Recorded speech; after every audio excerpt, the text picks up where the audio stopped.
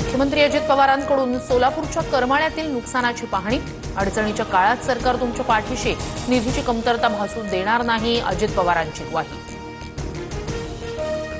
मुख्यमंत्री फडणवीस सोलापूर आणि लातूरमधील पूरग्रस्त भागाची पाहणी करणार, तर सर्व पालकमंत्र्यांनाही नुकसानाची पाहणी करण्याचे फडणवीसांचे आदेश।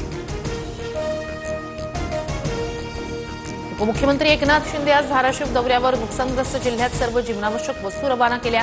शेतकऱ्यांच्या पाठीशी आहोत, लवकरात लवकर पंचनामे करू, शिंदेंची ग्वाही।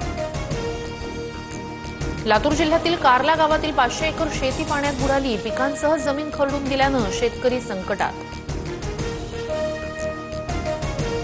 मदत पुनर्वसन विभागाकडून पीक नुकसानासाठी 2215 कोटींची मदत। राज्यातील 32 लाख शेतकऱ्यांना दिलासा। जून ते ऑगस्ट दरम्यानच्या नुकसानग्रस्तांना मदत मिळणार।